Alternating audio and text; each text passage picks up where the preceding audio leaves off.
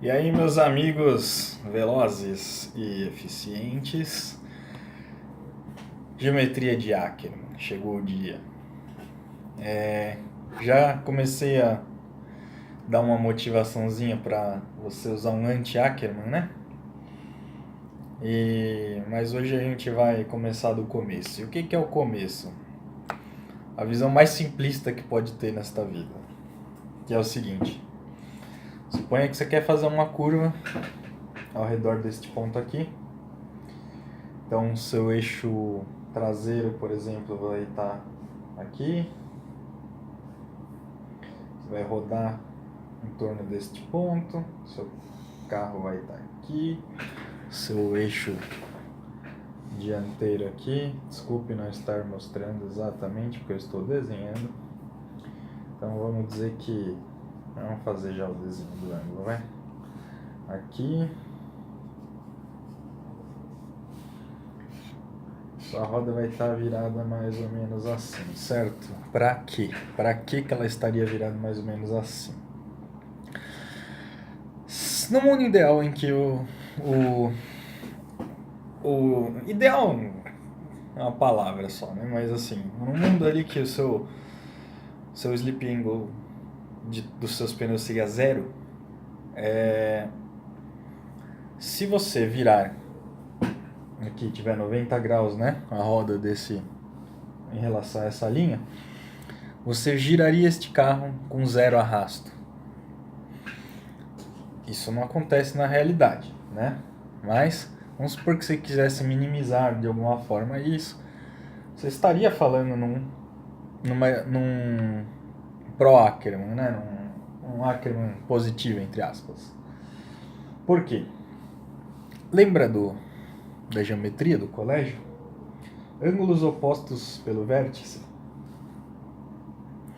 Este e este daqui. Esse aqui maior do que esse, certo? Então esse aqui maior do que este. Então esse aqui tá virando mais. Então, vamos lá. Como bom italiano, né? Descendente, fazer a minha mãozinha aqui. Se estivesse virando para a esquerda, a roda de dentro estaria virando mais.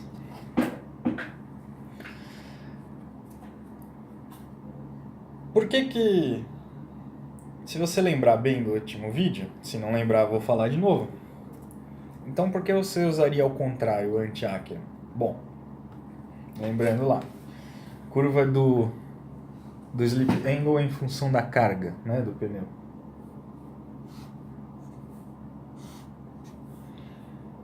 Algo assim.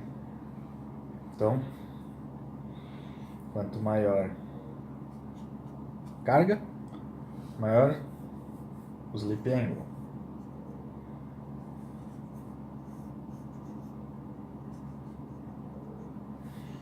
Genericamente, normalmente isso funciona dessa maneira. Então, o ângulo desse aqui seria maior do que esse aqui, porque intuitivamente, se você virar para a esquerda do carro, o que acontece com o seu corpo? Vai transferir o peso para a direita, o mesmo acontece com o carro. E com o kart também, embora em menor grau, né, do que seria num carro com suspensão e tal.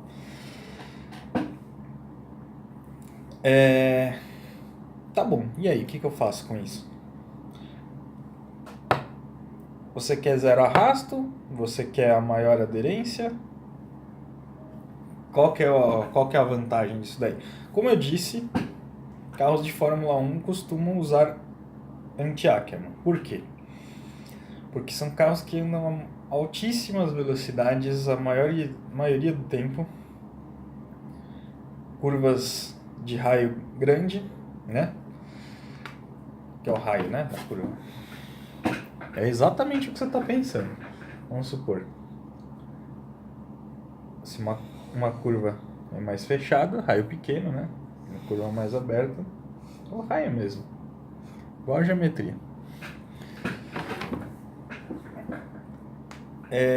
Então, curvas de raio grande, passa bastante tempo num regime quase estático, né? Não é tanto transiente, né? Nessas condições. E então você consegue aproveitar essa aderência extra que você consegue na dianteira. A maioria das coisas na realidade não funcionam assim. Num kart você está o tempo inteiro em regime transiente, são curvas muito mais fechadas, e tem mais uma coisinha aqui. Isso aqui eu quase esqueci. O que acontece? Se você quer virar rápido, apontar, como a gente fala na pilotagem, apontar rápido, o que você precisa? Gerar um torque de yaw, né? Aquele movimento, né? No eixo, esse aqui sendo o eixo vertical, né? A rotação em torno do eixo vertical, é o yaw. E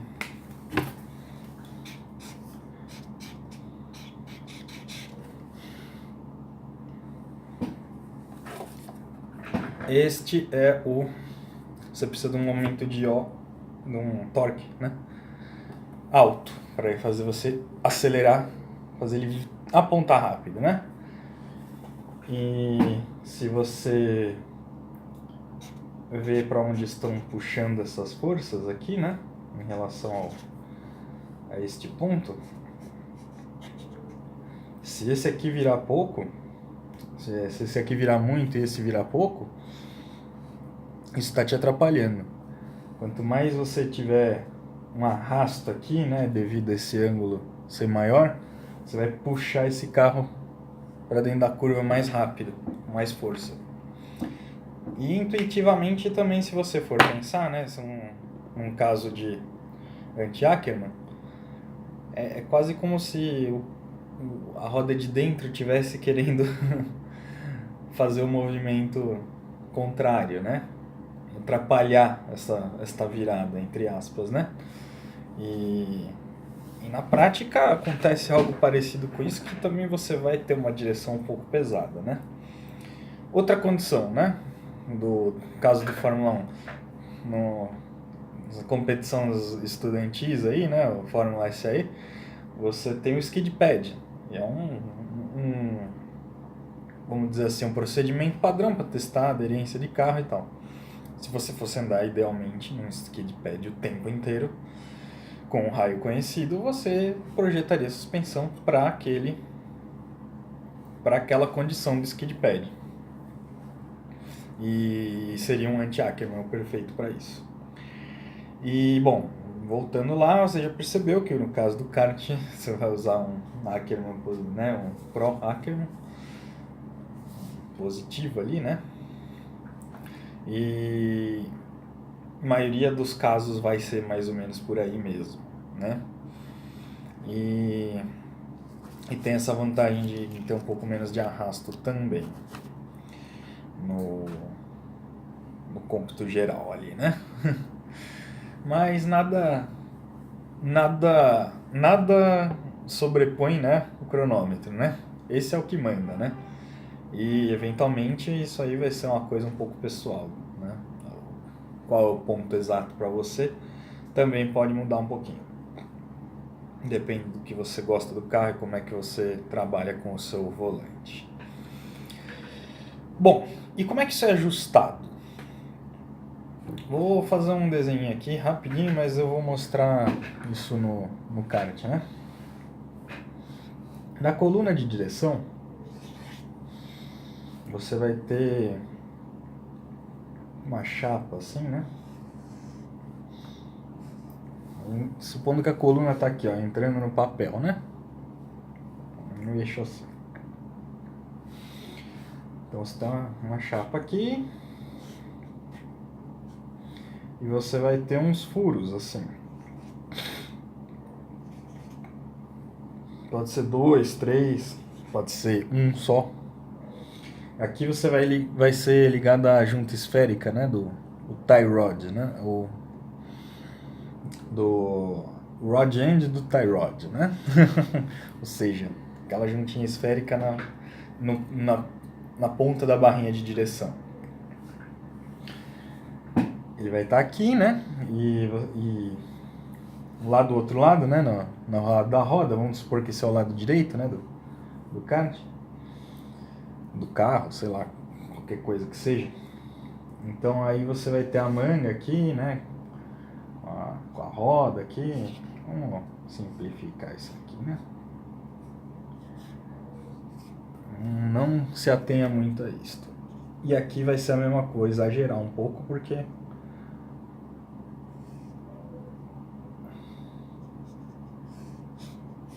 e esse aqui vai ter uns furos assim aqui. Pode ter eventualmente alguma coisa para cima ou para baixo. Então essa combinação do furo daqui com o daqui vai dar o seu ajuste, né, de Ackermann. Quanto mais para cá, né, na roda, menos Ackermann. Mais para cá, mais Ackermann. E aqui, quanto mais para cima, né, para perto da coluna, menos Ackermann. Para cá, mais.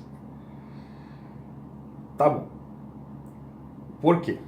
Né? Isso aqui eu tô falando pro kart, mas, por exemplo, se isso aqui tivesse ao contrário, né? Fosse do outro lado, já não estaria valendo assim, mais ou menos. Vamos explicar como é que isso funciona direitinho. Então vamos lá. Primeira situação. Nosso carro aqui.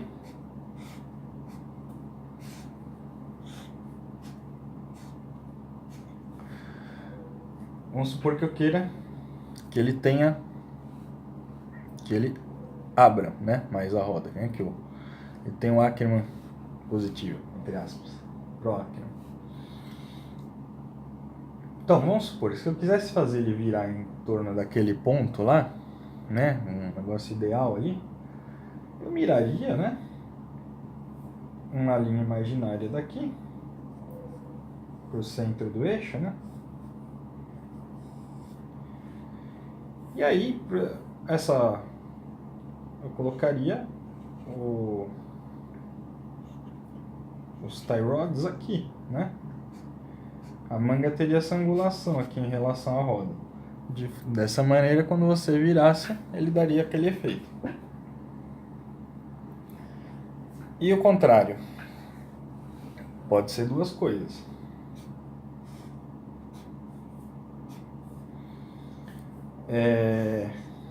Bom, aí essa linha estaria indo para algum lugar para fora aqui, né? Então essa manga teria esse ângulo aqui. Ou também poderia fazer por esse lado. E aí estaria mais para dentro. Às vezes fisicamente isso é mais fácil. Outra coisa, o carro pode ter anti-Ackermann e parecer que tem Ackermann, ou parecer que está neutro. Por quê? Por causa do slip angle. Não é tudo isso que a gente está falando aqui seria meio considerando um slip angle zero, mas como você tem esse ângulozinho para descontar, né, dessa questão, então, se for bem sutil, né, se você tiver zero, né, vamos dizer, diferença de ângulo, né, a direção paralela, né, que eles chamam dos pneus, por conta da diferença de slip angle por função da carga, você pode estar com um pouquinho de anti-Ackermann. Então, para você ter certeza que você tem bastante pro-Ackermann, você tem que ver isso acontecer bastante para você ter certeza. Porque se tiver só um pouquinho virado, ele ainda pode estar nessa condição ali, dependendo se for grande o slip angle do pneu. Aí agora a próxima parte é mostrar como é que isso acontece fisicamente, né, no kart. E meio que isso já responde por que você não pode tirar coluna de direção do centro. Porque você vai mudar as taxas para um lado e para o outro do que acontecer. E o batente também vai ser, vou mostrar lá embaixo, ele vai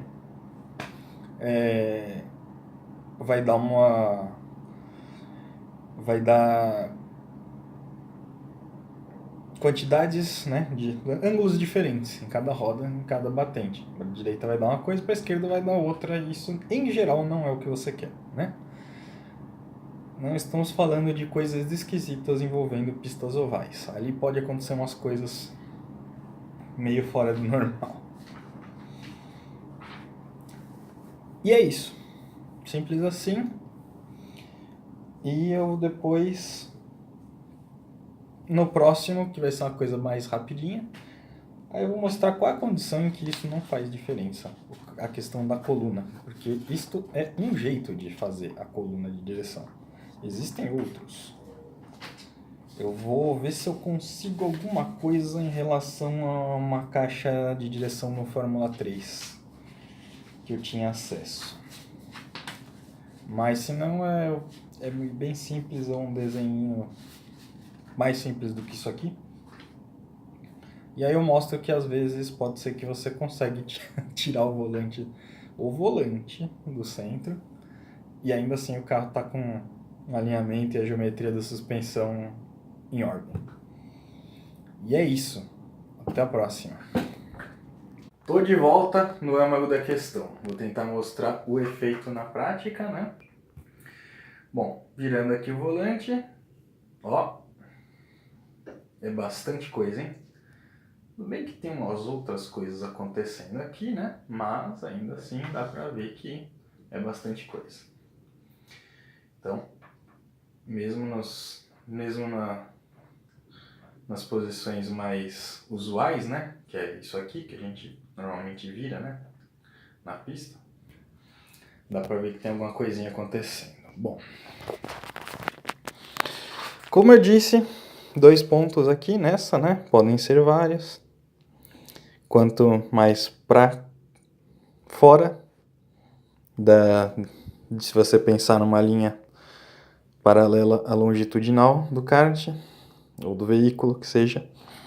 Quanto mais para fora, menor o efeito de Ackermann. Para dentro, maior. Aqui, na coluna de direção, acontece algo parecido. E aqui, ó, são 2 furos também. Aqui, um mais próximo ao centro da coluna e outro mais distante. Quanto mais próximo, menor o efeito de Ackermann. Quanto mais longe, maior o efeito. No sentido pró-Ackermann, né? Não digo maior efeito, maior... Quando a gente está falando de Ackermann, sim, maior efeito. Se fosse anti-Ackermann, estaríamos falando ao contrário. Para o anti-Ackermann acontecer, isso aqui teria que estar bastante para cá. Ou feito pelo outro lado, né? E daqui é isto, né? Como você percebeu, temos problemas, né? Se você deixar isso aqui torto, você vê que muda os ângulos dessas coisas, então você vai ter um efeito diferente para um lado e para o outro, pode puxar para um lado e para o outro, né? Aquela famosa, né? Ele tem a tendência maior de virar para um lado do que para o outro, etc. Então, já tem uma explicação do que... Porque aqui não pode mesmo, né? A coluna está desalinhada. O que pode acontecer é esta fixação, que infelizmente está coberta, aqui, ter sido feita uma furação torta em relação do volante em relação à coluna de direção. E aí o que manda é a coluna. Se o volante ficar um pouquinho torto, problema. A coluna é que tem que estar reta. E é isso por enquanto. E no próximo vídeo eu vou tentar mostrar em que condição isso não seria um problema. Mas fique sabendo, né, que é melhor fazer tudo mais certinho possível, independente de qualquer coisa, né? Porque às vezes na correria algum detalhe escapa, né? Mas é isso. Desculpa aí também a falta de disposição, né? Mas é nos poucos dias que eu cheguei no horário, né? do trabalho, né? Então, ainda preciso dormir, né? Mas não podia deixar vocês órfãos, né? E até tá chegando gente, né? No canal, então quanto mais vai deixando um compromisso, né? Vai deixando essa coisa um pouco mais séria e mais motivante, né? Então, muito obrigado para quem está aí comigo e fiquem ligados que esse assunto é para a vida toda. Só vou parar mesmo se acontecer uma coisa muito complicada, né? Mas isso aqui é inesgotável quase. Valeu, até a próxima.